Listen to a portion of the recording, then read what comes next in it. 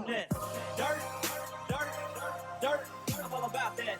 Dirt, dirt, dirt. I'm throwing dirt, dirt, dirt. I miss that. Dirt, dirt, dirt. Gotta get back to I'm a dirt trackaholic. Call it what you call it. Saturday night, I am so Kenny Wallace on that. Dirt, dirt, dirt. I miss that. Dirt, dirt, dirt. Gotta get back to it. I've been the Kenny Wallace of the rap game. Ever since I hit him with that dirt track thing. Now nationwide, everybody knows my name. They're like, Mama, that's Kenny Montgomery. He sings that song we like. Yeah, well, that's me.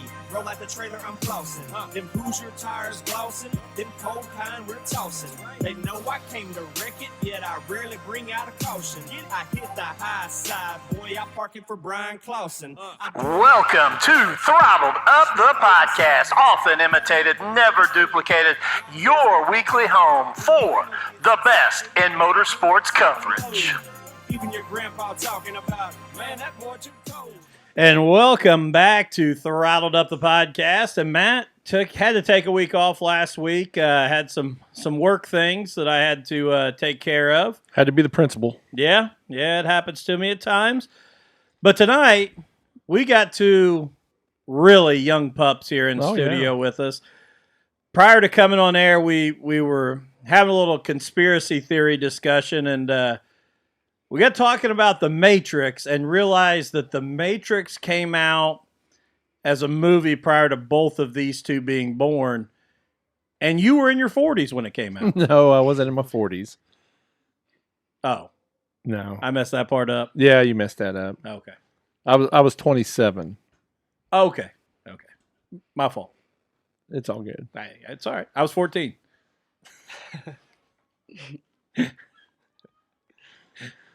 Yeah. But now I look younger than you do, so that's... Woo! Good living right there. Hey, why don't you throw out and introduce who we got with us in studio tonight? Again, two young guns here for us, so let's get them introduced. We got the driver of the number 79 Superstock, Zach Sasser, and then I can't remember your first name. I apologize. Isaiah Sasser. So they both Superstock drivers, right? Yeah. You made your debut at Thunder Valley. Yeah. And then Zach's been running at Brownstown, so... Thanks for having us. No problem. Hey, you're welcome. And let's jump right in here with both of you. And this is the question I open every one of these shows with if you've watched it. But it intrigues me every time. And even when I know a little bit of the past history. But obviously, Isaiah, you told us before we went on air that you've been playing basketball. Zach, you just graduated last year and played basketball. Involved in a lot of stuff. But what draws you into wanting to be in this racing deal? It was just a family thing for me. It was born into it. I was, I think, 6 weeks old the first time I went, just watching my dad, and never left. Isaiah, what made you want to kind of jump into this? Pretty much the same thing. Just raising the family, I guess. So when Zach started racing, did that make you more interested in it? Like Yeah. you wanted to jump in there too? Hey, can I take a quick time out here and just say that racing Rob, I still feel young. I feel young. Do you? Yeah. He asked how it felt to be old, but I still feel young. He's probably talking to me. Age is a mindset, Rob. But so it's in your blood. So obviously, you guys have spent time at the track there with Dad, and you talked about how long he had raced, and you guys get involved. But where did you guys really get a chance to start? Where did this start for you guys? I was about 5 or 6. Started out in a kiddie cart running at Linton and North Vernon. Then I moved up to an actual full-size goat kart and ran North Vernon. I didn't run goat karts that much. Just dabbled in it for a few years, and then when I was 12, I got a mini stock and started racing it at Thunder Valley. And then it was called a kids mod at the time. We were going to run it at Thunder Valley in their Outlaw 4-cylinder class. There was just 3 rules. You just had to have an 8-inch tire, 2-barrel carburetor and a 4-cylinder engine.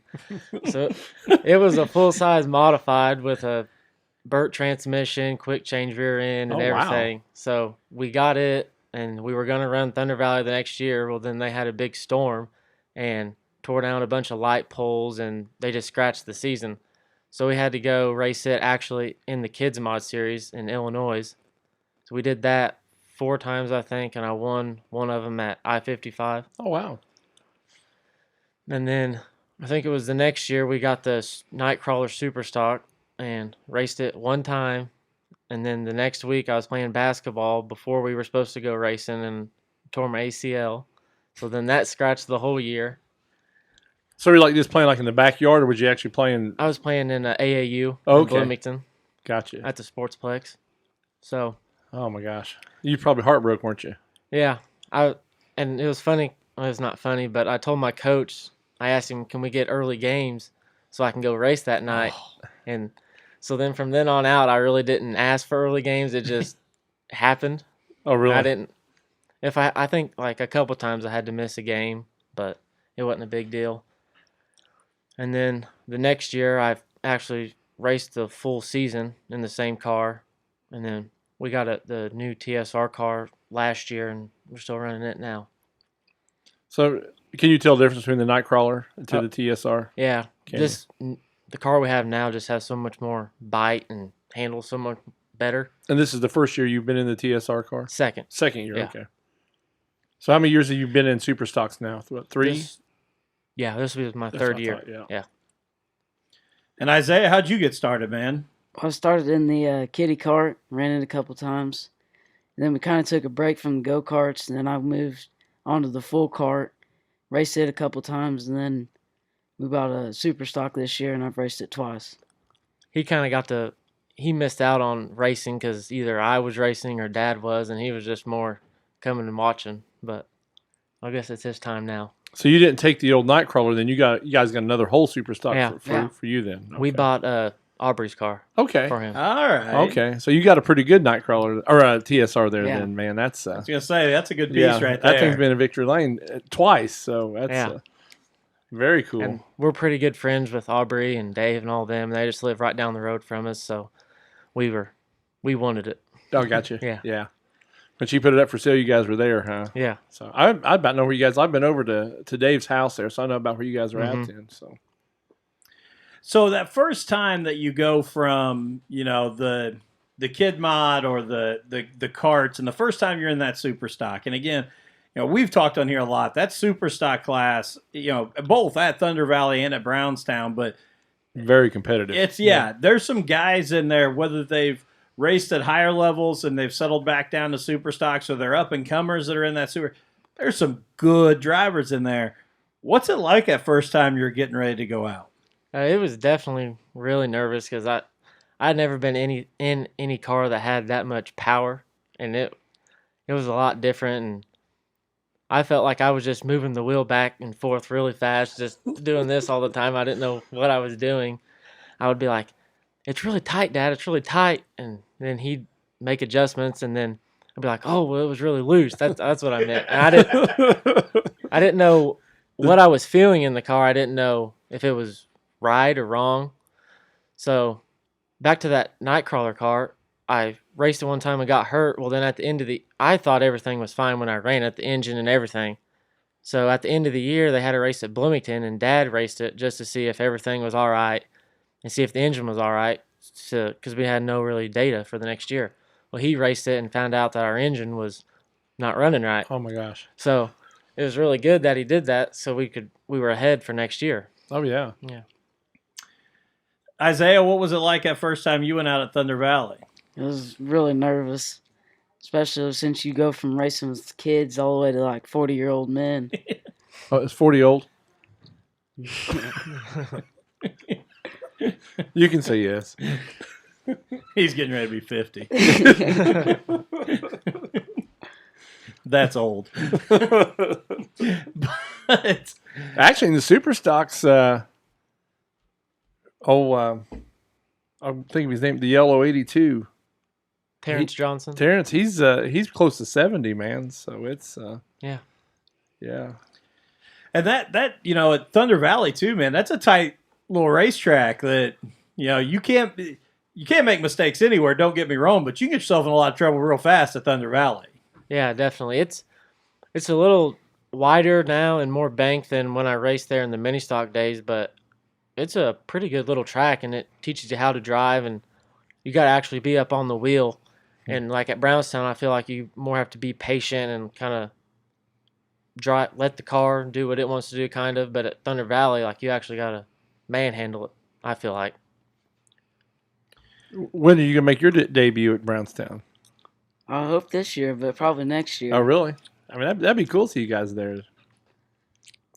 Fun Fest is always a good time to roll it out. Yeah, Mom, he wants to go to Bloomington, but Mom's like, no, I don't think you're ready for that quite yet.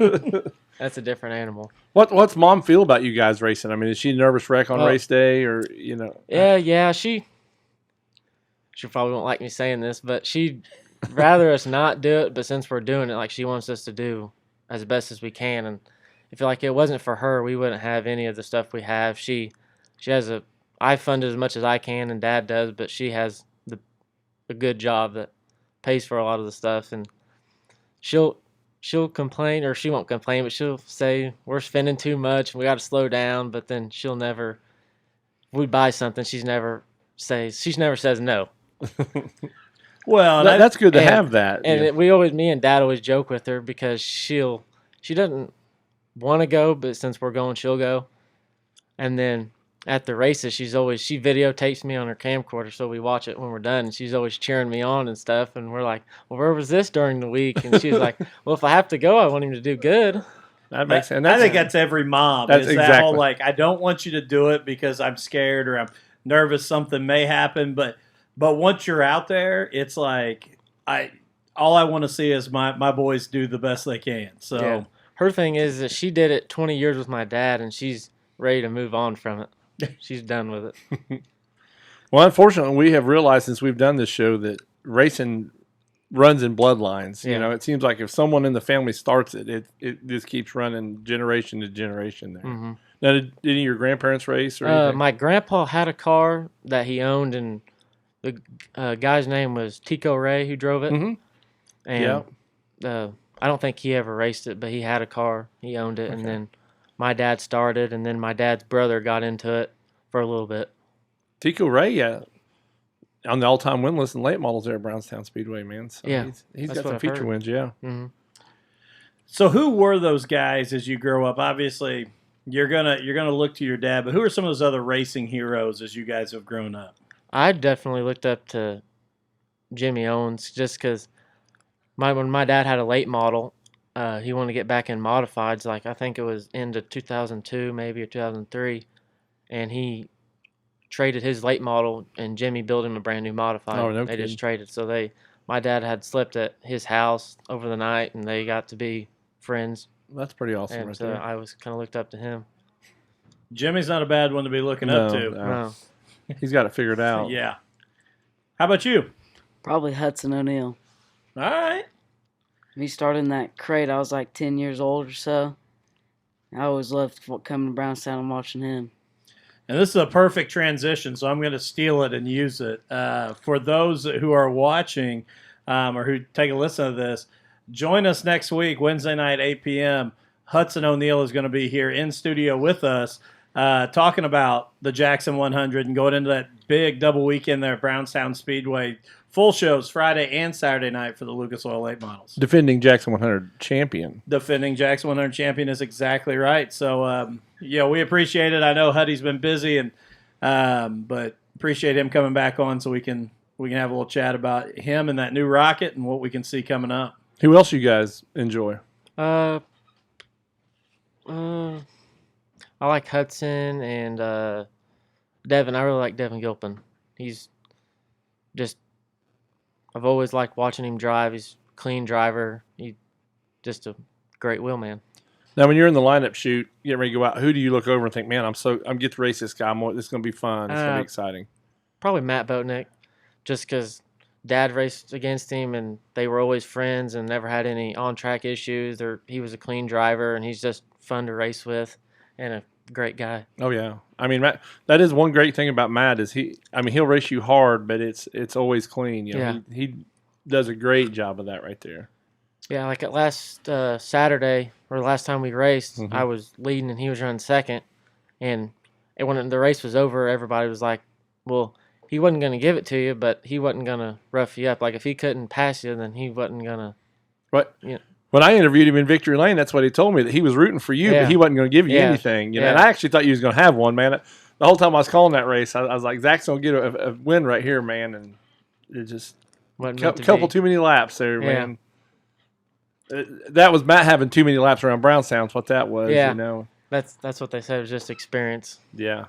I thought for sure if I followed the lap car around the bottom in 1 and 2, he'd come around me on the high side. So I went on the high side thinking I could pass the lap car coming out of 2, but just didn't happen. Did your heart sink, man, when you went over the top of the 4 there? Yeah, for sure. It was very disappointing. It sunk for me too, because like I said, I thought you had a feature win coming that night. I was thinking, this is going to be the first one at Brownstown. This is going to be cool. And, yeah. But man, you'll get him another. You have stepped your game up tremendously from 3 or 4 years ago. When I mean, it's amazing, And I don't know if it's a car or if it's your maturity as a driver or a combination of everything. But when you roll out for your heat races and your features, I mean, you better watch that 79 car. Yeah, I think I've just gotten more confident as a driver and know what I like to feel in the car. So then I can tell Dad what we need, or where I think I'm losing ground, and then we can adjust on the car, and just knowing what I like to feel definitely helps. That's really good. So here's a question I got when we go back to that one that got away from you. And you talked about, how your mom videotapes. Do you go back and watch that one too? Yeah. Is that one though that it's really tough to press play on and watch? And yeah, it was really tough, but it's funny because usually when something happens big like what happened, she usually is too busy watching and misses it. So when it happened, she didn't catch it, but I still watched it. And seeing the video, you can actually, when you're in the car, it doesn't look at all what the video looks like, because you think you're just looking right here and you can't see what's coming. Like when the video, you can see, well, that lap car, he was coming, and you could see what something was going to happen. You could see what you should have done. Oh, really? Yeah. So it's just like sports, you go back and maybe remember in your head what it looked like from the car. It's like, okay, I need to remember this, next time. Yeah. Like when we won at Bloomington, I've probably watched that video 15, 20 times just studying it and seeing what I did. And then, like, I've watched the Brownstown one quite a few times, but it's harder to watch. Do you rewind hoping that it's going to change at some point? Yeah, yeah. Like when I was coaching football, there were times that, maybe we had a guy that dropped a pass or something.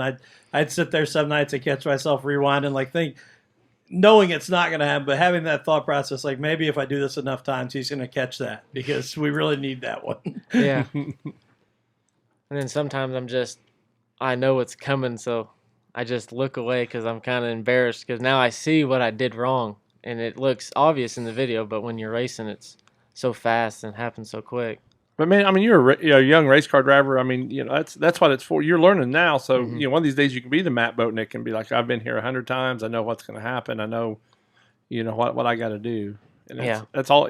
Every one of them guys have been right where you're at. Yeah. So I'll ask you this because Matt brought up there the idea of how much you stepped your game up. Zach, what do you think you've done to grow so much in the last couple of years? I think just working in the shop is where it comes down to, because like me and Dad, we're in the shop every night till 8 or 9 o'clock doing something. Last night we were up till 10, the night before 9, I think, just getting stuff ready. And he's always taught me that's where the races are won, is in the garage working. So I think that's where we've stepped our game up, and then not take anything for granted. Like if something's worth checking to see if it's wrong or right, just don't take, well, it's probably all right. Just don't do that. Check it. Take your time. Do you understand the car more since you work on it so much? Like you know when something's off because you guys are so hands-on with it. Yeah, I can definitely tell if something doesn't go back on right, or if our shock doesn't go quite right or as smooth. I'm like, well, something's wrong there. That happened earlier this year. I was trying to put a shock on, and it wasn't quite going in our mount right, so I took it off and looked at it, and it was bent. Oh, wow. So then we put a different one on, and just stuff like that I've been able to catch. Now, are you as hands-on in the garage too? Not as much. Not as much, huh? Just trying to learn. Right. I mean, that's how you do it. So Mm-hmm. that's It took great. me like a lot of years, just even when Dad raced, just sitting up there watching him, not doing anything, just learning, and that's where I gained a lot of my knowledge from. Now, are you? But you're in the shop, right? You're in the shop watching and learning. That's hands-on to me too. Oh yeah, I agree. Yeah, you know, you're not inside watching TV, letting them do all the work. You're right there and learning, and that's awesome. Like last night, we were working on his car, and he had a cross-country meet. Well, when he was done, he just came straight up there, and he might not have been able to work on it, but he was there watching what we were doing. That's good. Now, when you guys get into racing at the same tracks at the same time, Zach, you're going to have to watch, because as he gets to know things, you know, plug wire may go missing. You know, you never know what might have happened that he could say you forgot to check. Yeah.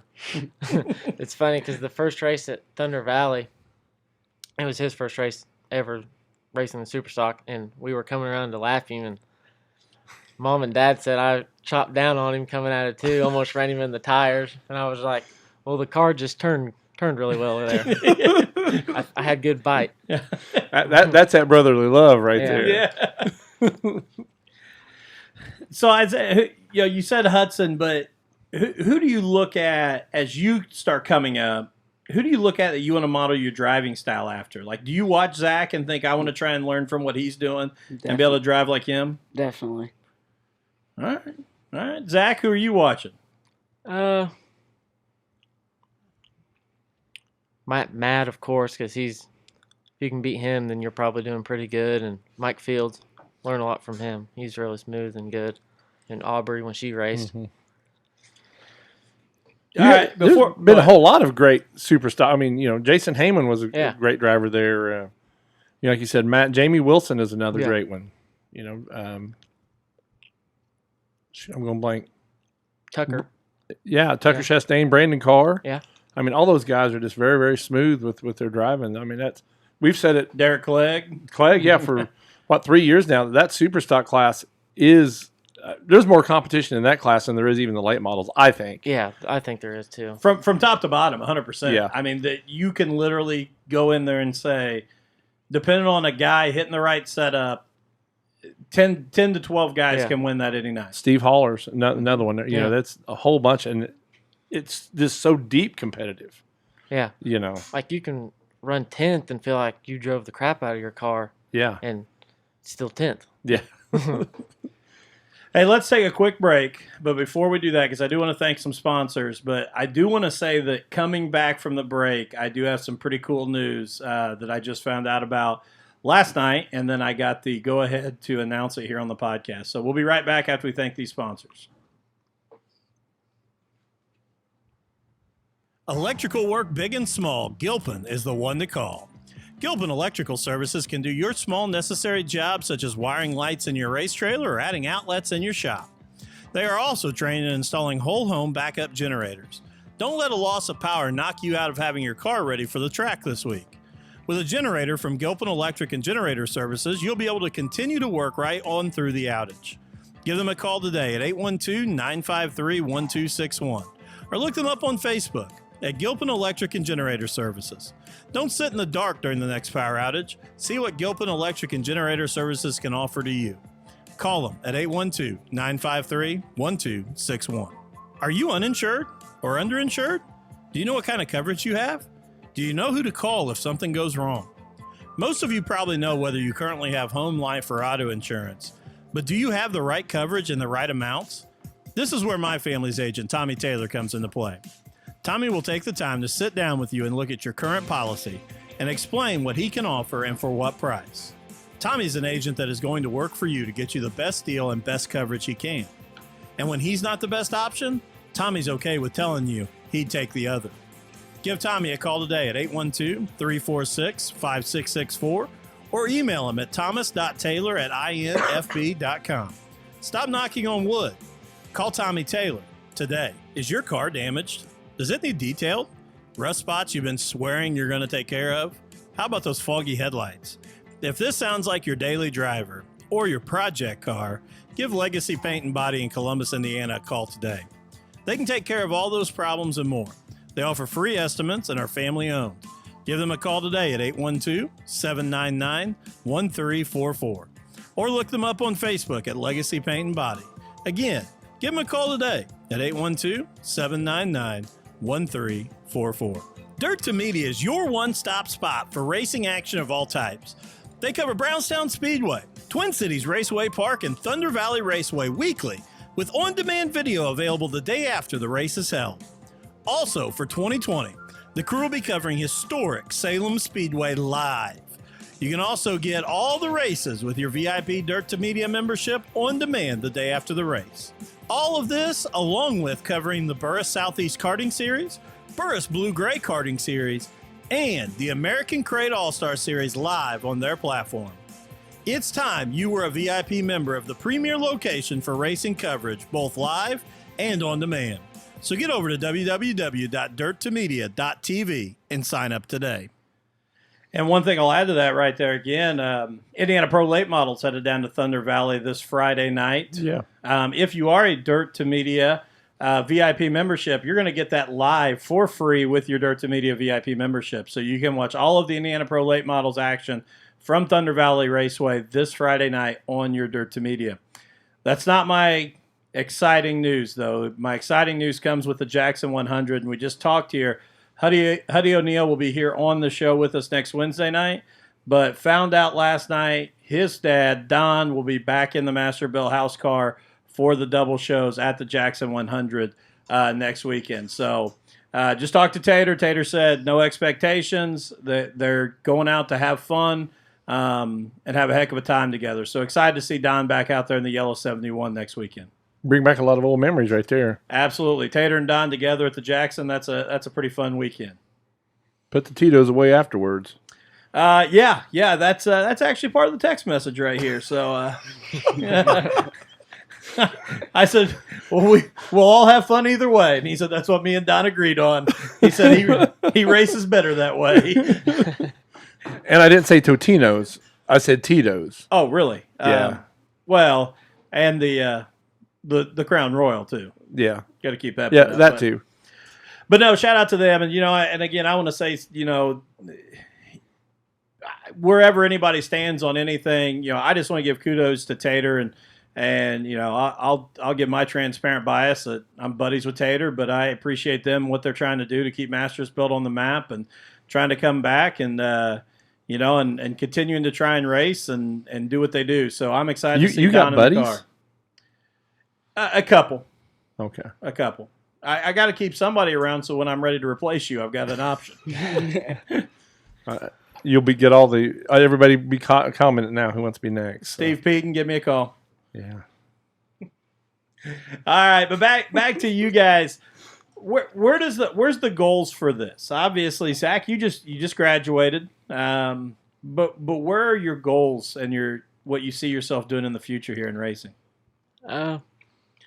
Racing Super Stocks, I think I'll continue to do that for several years to come. And me and Dad have always talked that we'd want to run modifieds, but we want to be able to win in Super Stocks any given night on regular before we move up.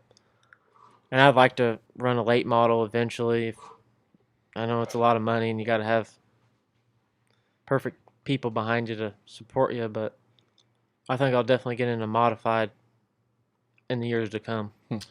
I want to jump on that real quick because, Matt, I think a lot of times, and I'm guilty of it as well, we talk about some of these young drivers and that they don't get it sometimes. But I've been so impressed with some of them that we've had on here lately. But what you just said right there, Zach, is so true. And I think far too often guys are so interested in making that next jump to that next level, but they never build their talent. Mm-hmm. It's just, I got to get to the next car. I got to get to this. I got to get to this. You're exactly right. There is no reason to jump to the next level until you're the consistent guy when you pull in. And don't get me wrong, with this super stock class, you're still going to have times when you're really good that you run 10th and you worked your tail off to get it. But that you're a guy, every time you pull in, you could put it in victory lane. That's when you go make that jump, not just to make it to go do it. Yeah. So I'm very, very impressed with that answer. I thought that was a heck of an answer. Yeah, I did too. What about you? Where are you wanting to go? Right now, I'm just trying to learn and feel out how to drive the car for right now, and then eventually hope to do the same thing, getting it modified. But the goal is hopefully to win a track champion. There you go. That's a very good goal. I like it. I mean, that's the whole thing is, just keeping your head on your shoulders and continuing to get better. So you said you needed some perfect people behind you. Take this time, and you guys thank your sponsors that you got right now before we move out. We can get them in there twice. Yeah, for sure. I got to thank my mom and dad. Without mom, we wouldn't be able to race, and then without dad, we wouldn't even be competitive because he knows everything. So then I thank Isaiah too for all his help and support, and then Sasser Construction. That's my dad, uncle, and grandpa. He lets us use his shop whenever he wants, or whenever we need. Use his power washer, his tools. He doesn't really complain. And then got to thank Swift Springs. They've come on board this year. They've been a big help, and I think that's part of our success this year is because of them. Got to thank Davis Automotive. John Davis, he's my neighbor, and he thinks of me as his grandson, and I think of him as my grandpapa. That's pretty cool. Yeah. So, and Jerry Davis Racing Engines, that's his son, and same thing. He thinks of me as his son, and I think of him as a second dad, kind of. So, it's pretty special, and they've really helped me out a lot. And I also got to thank Brad Irwin with Irwin Customs. He puts the bodies on the car and always does a great job, and is very quick and reasonable in price. Thank Willie's Carburetor and Dyno. They've helped us out a lot. Dyno in the car, getting everything figured out so that it runs fine. And lastly, I think Burt Transmission by Jeff Mounts. Oh, cool. Yeah, he rebuilds our transmissions every year, every 2 years, and he really helps us out a lot. Isaiah, what do you got? I gotta thank mom and dad. They do most of it. Without them, I wouldn't be able to do half the stuff I do. And John Davis, I mean, he just helps us with everything we need. And then Jerry for building the engines. Cool. My dad grew up neighbors with John because he just lived right beside my house, and John lived in the same house he did, and him and Jerry and all the Davises grew up, so they're like family to us, kind of. That's awesome. Yeah. I gotta give Zach credit again there. He went mom right off the bat, man. He's got this down. He's ready. Yeah, Dad's taught me. Always think her first. I've had a few drivers on, young guys, we had to say, hey, remember mom and dad. Yeah. But you right on top of it. So as you look at that idea of, getting that first win, okay, and we know that we had one that got away, do you ever take the time to sit down and think, what would I say in victory lane? No, not really. Well, because there's this guy, and he's an older dude, but he's going to come down the stairs, and he's going to stick a mic right in your face. Yeah. His name Matt? That's him. Yeah. Yeah, I've thought about it, and I'd be like, well, why am I even thinking about this? I still have to go win. Don't worry about that. Worry about winning first, and then that'll take care of itself. But I have before, and then I had to tell myself to stop. I tell you, I have seen several first-time wins, and the range of emotion is so. I think back to Zach Stalker. Him and his dad, when he won, his dad met him there, and I mean, they hugged each other, and I mean, it was actually a very, very cool moment in victory lane there before the interview ever started. And then you have some that their first win, they just get out and put dents in the top of the car with their fists because they're so excited and hooting and hollering. I mean, so it's a big range of different kinds of emotion down there. And the ones that I think are so afraid, some of my favorite first-timers they're so afraid they're going to miss a sponsor, and they've got it to victory lane, that there isn't as much emotion as what you expect there to be because they just want to get that opportunity to get through their sponsors, make sure they mentioned them, and then they can calm down.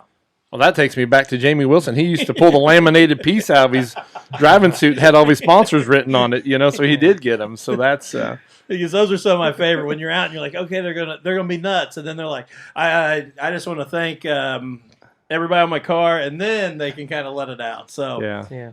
And it is. It's important that you take care of those people for sure. So, and that's when another time when you see the family aspect of dirt racing yeah. is when the family comes to victory lane. Because you guys all go in there and work hard. Mom makes sure you guys get the things you need, and Dad's in there, busting his hind end. And then when you all come together, down on that piece of concrete, it's like, okay, this is all worth it now. Yeah. So, It's Brownstown's. Dad's always told me it's really special and it's hard to win, and I've realized that now. And like Bloomington, I really wanted to win there. It's just up. It's up there with Brownstown, in my opinion. Oh but, yeah. Like we won at Thunder Valley, and it felt great, but it didn't feel as great as Bloomington. But it felt great, and I know Brownstown will even feel better. No, and for a kid from Lawrence County, Bloomington is pretty special. So that's one Just that's up there too. 10 minutes away from there and growing up on the hill, what made it really special. No, yeah. Yeah. So I'll ask you this because we've had other drivers that I've asked, how different do you attack Bloomington Speedway versus Brownstown Speedway?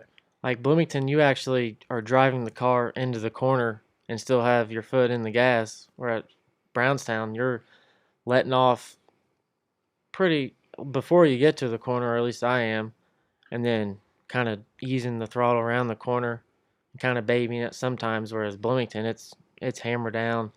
Like even last time, it was slick, but it was still hammer down, which really surprised me. So Brownstown's more of like a finesse track. You guys got to kind of finesse the corners. Yeah, you got to finesse and be really patient. If your tires are spinning, you're not going forward. Wow. How do you also, when you get in a race and you're trying to maneuver, how do you decide when I'm going to attack, when I'm going to be patient? What makes that decision for you? Really, just it's all about the entrance to the corner and how you exit. Like if you can get in, at least I try to roll into the middle and then try to cut across coming out of the corner around the tires, and that's where you can really gain a lot of spots because they're veering out and you're coming down. That's where I try to be aggressive and get most of the spots. And then on restarts, you have to be pretty aggressive because that's your best chance. You're all bunched up. But then, like I've learned the first night out this year, I was a little bit too aggressive and spun it and bent the car. We had to put a new clip on it. So. Oh, wow. Yeah. How much does that play into it when you're in the driver's seat too? Is that idea of, I think I can make this, but it may cost money? A couple times when we went 3 wide, a couple times I might have just backed out a car length early, getting into the corner, saying it really wasn't worth it, but it didn't really matter. I didn't want to tear it up. I was saying it's got to matter. It's got to depend too. Is it a heat race? Is it a feature?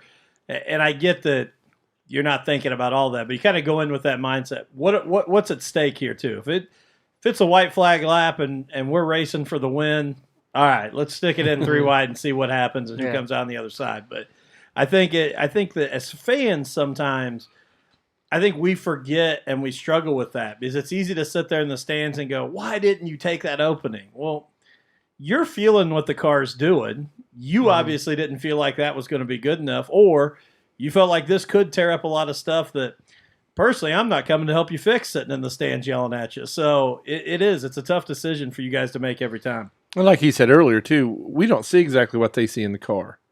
You might see somebody coming down, maybe that gap's closing that we can't see, from the grandstands or wherever. So it's totally different. How hard is it to see in those cars? Because I mean, it's pretty hard. Like just the air cleaner on the hood, that's completely blind. I cannot see anything there. So if they're in front of you to the right, I can't see their left rear at all, and sometimes it's difficult. Like at Bloomington, it was one night we were racing there, and coming out of the corner every time I was right behind the car, but when we'd come out of 4, he'd hit that blind spot, and I couldn't hardly see him at all. I couldn't judge if I was hitting him or not. Then with the banking at Brownstown, when somebody's up on the very top and you're on the bottom, are they up out of your windshield? Yeah, sometimes if they're on the very top and I'm on the very bottom. Yeah. I always wondered, because like we've said many times, either one have raised. You can they'll go out of the picture a little bit, but you can still hear them and feel them and see their shadow. Okay. Kind of. I do sometimes. Do you have a full containment seat? So, I mean, how does that blind you a little bit there too? Or yeah, they're really nice. I used to have one of the open seats, and you'd slide around, and your neck would be sore by the end of the race. But they're really nice. You got to have one for just safety and comfort. And feeling more secure, does it make you want to go, like charge the corner maybe a little more and stuff because you're not sliding around? And yeah, for sure. Like the first night, I think the seat was a little big, so I had to stuff some shorts in the side because the hot laps I was sliding around. I was like, I can't do that. I got to stuff something in there because you lose focus when like your head's slinging to the side. Oh, I bet. Yeah. I'm more thinking about that than driving. Okay, this Saturday night, topless. What are you thinking about that, man? I think it's going to be awesome. I'm really excited for it.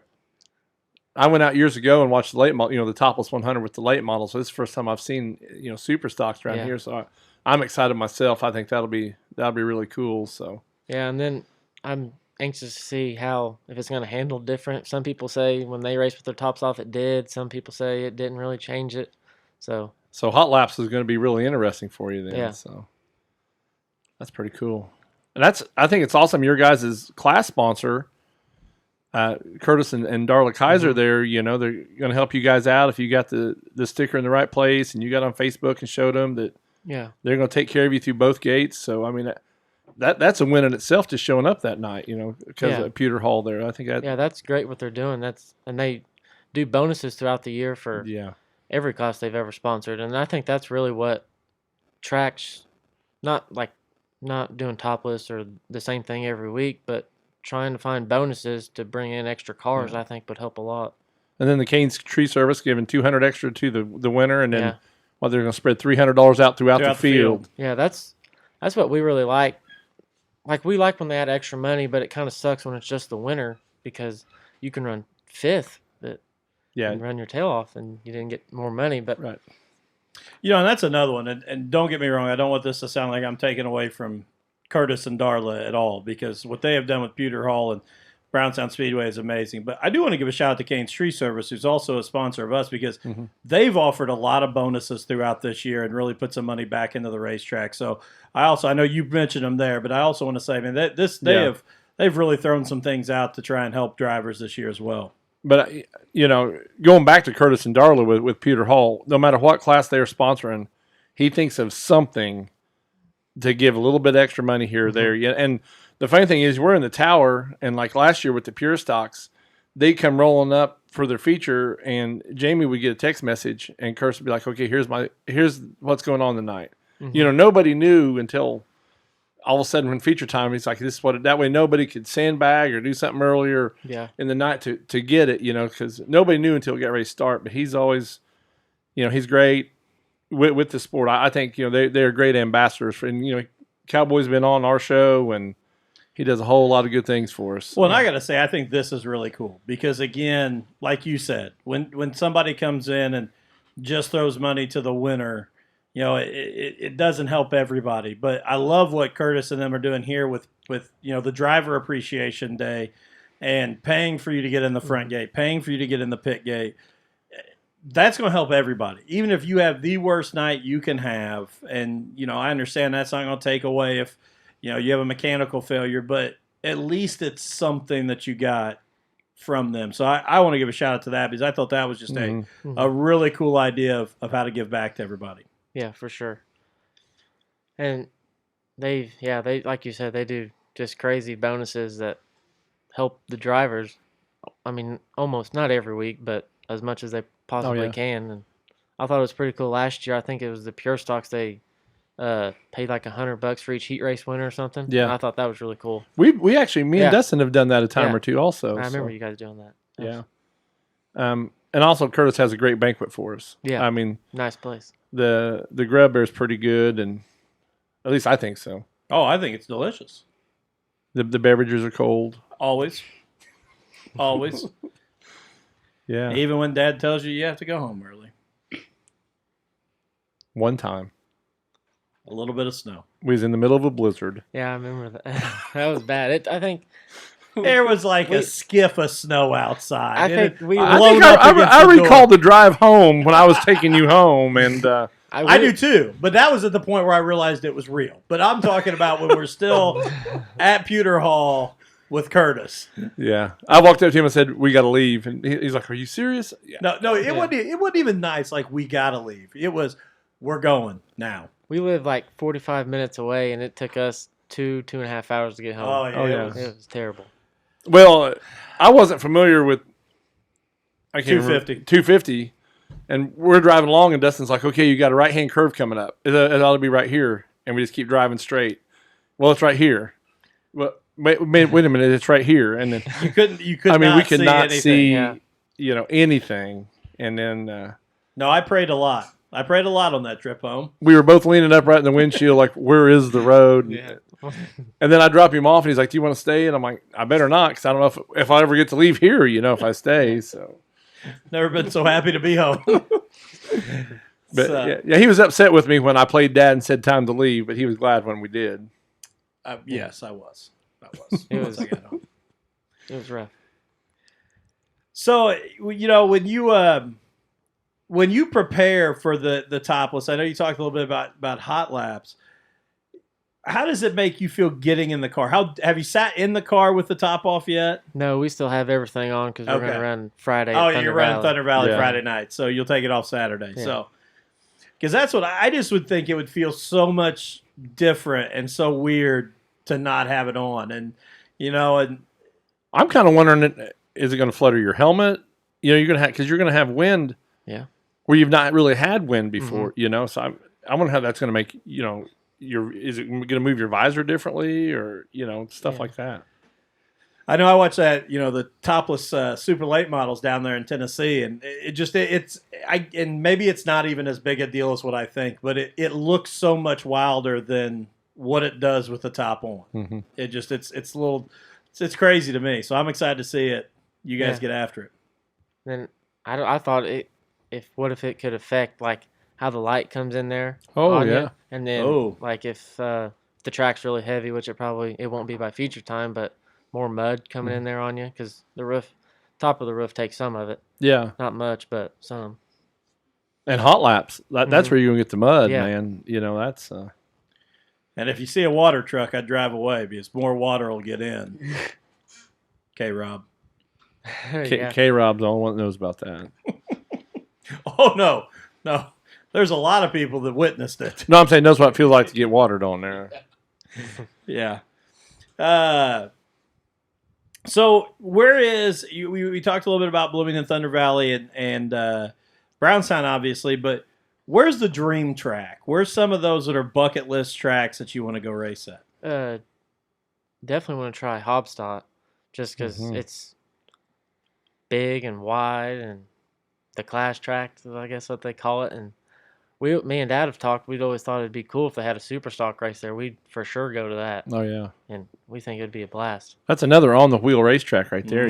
So that's a great racetrack. Yeah, we thought like how at Brownstown the last few years they've had the Brandeis series. Mm-hmm.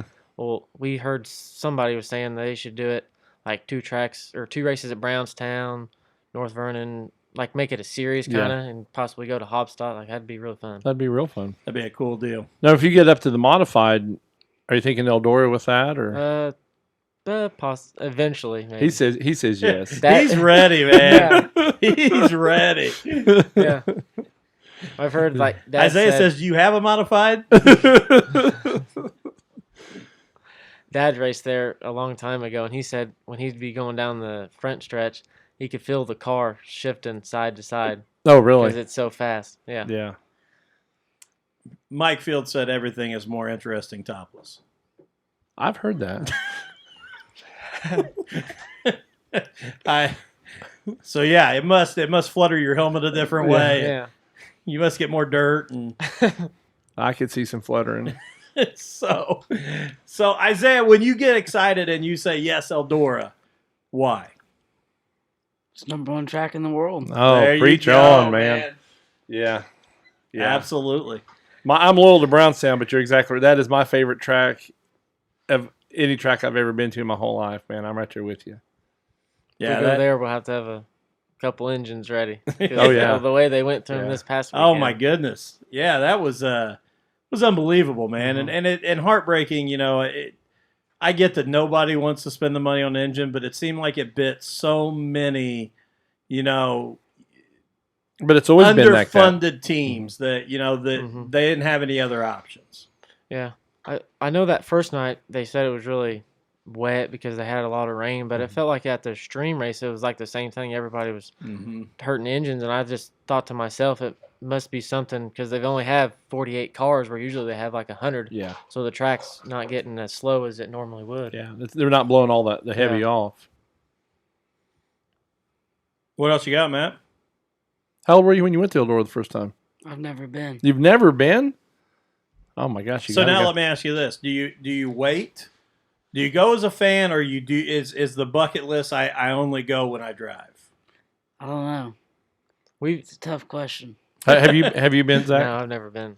You guys got to go. I'm telling you. We have a family that go to the World and camp every week, and they're always trying to get us to go. But it seems like we always have something to do. And I took Dustin his first time. His first time was a Johnny Appleseed race over there, and then we turned right around a week later and went back for the Dream. And it's like a check mark on our calendar. You know, I've been going since the '80s, but I'm old. But once you go, and you can attest to this, Dustin, you want to go back, and every time. So yeah, it's funny. I mean, it's even like watching the Intercontinental Classic last weekend.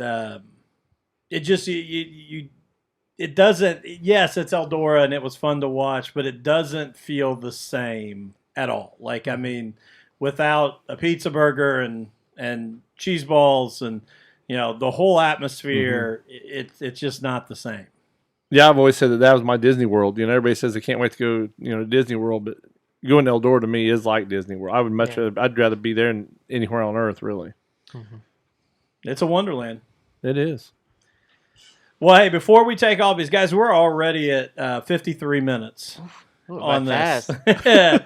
But before, I do want to give you guys a chance to shout out you guys as sponsors one more time and thank everybody that helps you get there. All right. First of all, again, I want to thank Mom and Dad, Davis Automotive, Jerry Davis Racing Engines, Swift Springs, Willie Carburetor and Dyno, Dasco Race Supply, and Burt Transmission by Jeff Mounts. Mom and Dad, and then the whole Davis family, especially John and Jerry. Without them, we probably wouldn't know half the stuff that we do. Awesome. And again, you guys both will be at Thunder Valley Friday night. Yep. And if you are a Dirt to Media VIP member and you cannot make it down to Thunder Valley, you can catch all that action live on dirttomedia.tv. Also, Indiana Pro Late Models. Matt, you're going to be down there with the Indiana Pro Late Models, correct? Yep. Calling the action down there with the Indiana Pro Late Models, and excited to see that race down there. It's always fun when the late models get back down to Thunder Valley. It's usually an exciting show. It's a tight racetrack, and it's like you said earlier, Zach. You got to be up on the wheel, and then turn around. And next weekend is. You said Eldora is your Walt Disney World. Well, next weekend is like the Hawaiian vacation because it is the Jackson 100, and it's even better than normal because we've got 2 complete shows Friday and Saturday night. So if you don't have plans, it's where you need to be. And the weather looks remarkable. And we'll be there all weekend. We will be there all weekend. You don't even know this yet, but we'll have our equipment over there. We're going to do some live broadcasts. We're going to do some recordings for some podcasts. We're going to do some interviews. So find us. Actually, I kind of suspected we would. I kind of know you. Yeah. We're going to have the full camp set up. We'll be over there. With Racing Rob. From what I understand, he's got everything planned. So I'm pumped. We got a meal plan and everything. I mean, yeah, it's a full all-inclusive Hawaiian vacation. Right in Brownstown, Indiana. Heck yeah. Which I wouldn't want to miss anything. But you'll probably forget something. Yeah, like my toothbrush. But Zach, Isaiah, I want to say this, and I mean this. We are blessed that we get to do this, and guys still want to come over and talk to us, and for us, I want you to know that this is as exciting for us to get the chance to interview you guys and talk to you guys as anybody we've had on the show, because we love the future of the sport. You guys have seen my two kids, crazy kids that have come in here, and I want them to have the sport to love the same way I do. So I appreciate what you guys are doing to carry on the sport. I appreciate, the way you guys carry yourself. And I'm really excited, Isaiah, to see you first at Brownstown in a super stock and then in that modified at Eldora. And Zach, I'm really excited to see you in Victory Lane at Brownstown Speedway. Thank you. Thanks for having us, and thanks for all you guys have done. Like this show, just what it does for the sport, and keeps fan interested in it, and then gets new fans. Awesome. We've watched the show since it started, and we've always liked it and wanted to come on. Well, thank you. This is episode 105. 105. Yeah, I had to look that back up, but it is episode 105. And most podcasts don't get past episode 5, right? Yeah, but I've actually been contacted by the Department of Defense. I think they're going to start using our early episodes in interrogations. I think they're going to play us over and over and over. We're like wine, man. We get better with time. Yeah. Or with wine.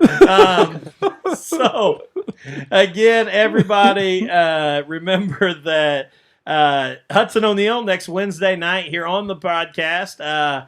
I would say probably be looking for Thursday evening, maybe something coming out from Brownstown Speedway next weekend. Definitely we'll be doing some stuff Friday afternoon leading into the Bowman 50 and the first of the Lucas I don't even know Oil. what that race is called, but I don't know what the Lucas Oil Friday night race is called at all. I don't even think it has a name, but the Friday night Lucas Oil race. Night before the Jackson. And then obviously on Saturday for the Jackson 100. And we'll do this again before we take off, and we'll do this again next week. But I'm pretty sure our guest next week, I know who he's going to pick. So the weeks after the Jackson, we have on deck the Chastain brothers, Shelby Miles, and Steve Peden all on deck to come. So absolutely, and Steve, we're excited to have you.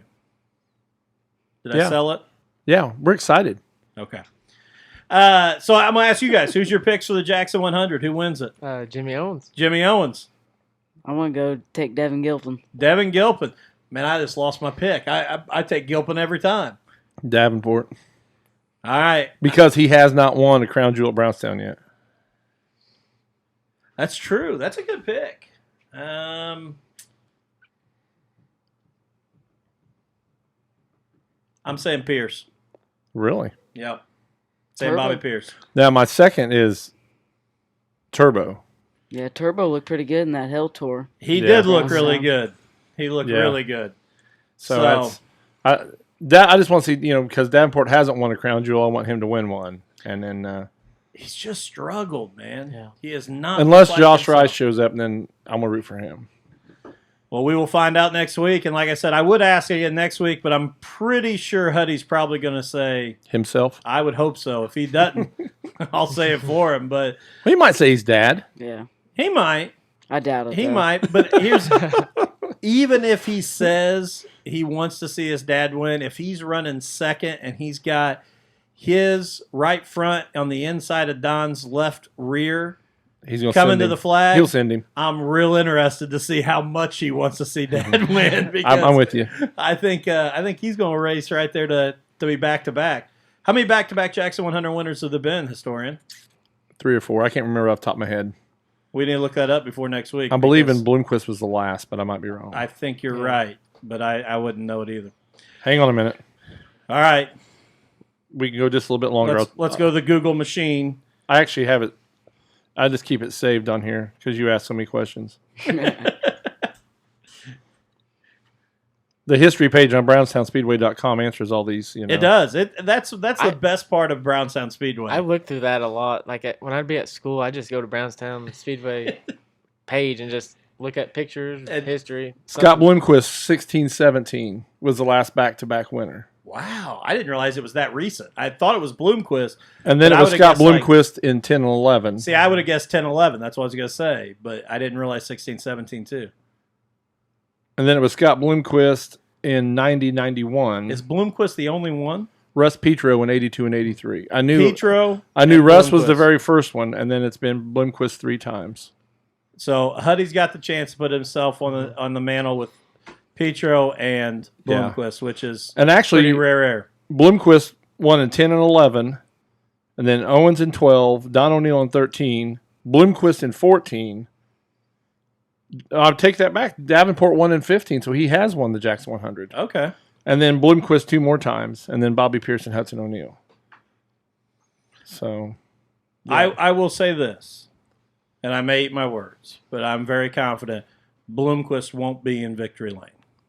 Agree. I'm going to agree with you on that also. Yeah, I agree with you. Tim McCready ain't won it since 08. He could be so a factor. You know, that's you always got to watch out for him those 100 laps. Earl Pearson Jr. in 09. So you could almost make a bold statement. Scott Bloomquist might not even make it. He could. I mean, the way he's running. I have to agree with you. Yeah, he's really not on the game that he was. Yeah, he's struggling, and I shockingly, I mean, best there's been. We've had that talk. He is the best there's ever been, but he's the reason the sport is where it's at. But it's but I think it's time. John Gill won it at 94 and 96. So he was close to a back-to-back there. Who won 95? Jack Boggs. All right. Yeah, that was the Jack Boggs. That was the year he won everything, wasn't it? Blackjack. Yeah, the car that sits in front of Masterbuilt was the 95 car. Yes. Because he won the world in 95 too. I believe so. Yeah, I think so. All right. Well, gentlemen, good luck. Friday night at Thunder Valley, and then good luck with the top off on Saturday. We'll hopefully see you in Victory Lane. Yep, hopefully. Right. Thanks for having us. All right. Thanks everybody.